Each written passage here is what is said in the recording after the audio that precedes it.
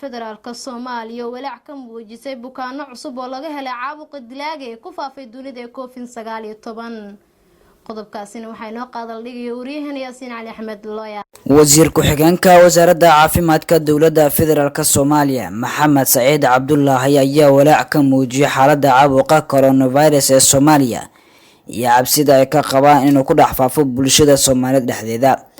Maxamed Saciid Cabdullaahi wasiir ku-xigeenka wasaaradda caafimaadka xukuumadda ayaa sheegay in laba bukaan oo maalmo ka hor wasaaradda caafimaadku sheegtay in laga helay caabuqa coronavirus mid ka mid ah uu yahay Soomaali ku nool magaalada Muqdisho, taasoo uu sheegay inay kaga duwan yihiin kiisaskii ka horeeyay. dhammaan dadkii laga helay ay ahaayeen kuwo ka yimid dalka dibadiisa lana karantiilay intaysan bulshada dhexgelin. bukaankii ugu horeeyay ee laga helay caabuqa coronavirus waa Soomaali wax xiriir ah lama lahayn qof qabay caabuqa coronavirus, sidoo kale kama iman dalka dibadiisa bulshada ayuu ku dhex noolaa. tani waxa ay ka dhigan tahay inuu viruska haatan ku jiro bulshada dhexdeeda.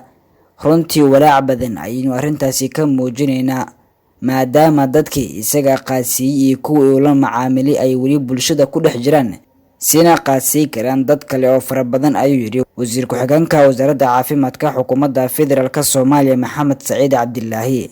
walaacan ay muujinayso dawladda federaalka Soomaaliya ayaa imaanaya kadib markii qofkii toddobaad ee qaba caabuqa coronavirus laga helay guud ahaan geyiga walow aysan jirin weli qof dhintay caabuqa coronavirus gudaha dalka inta la ogyahay.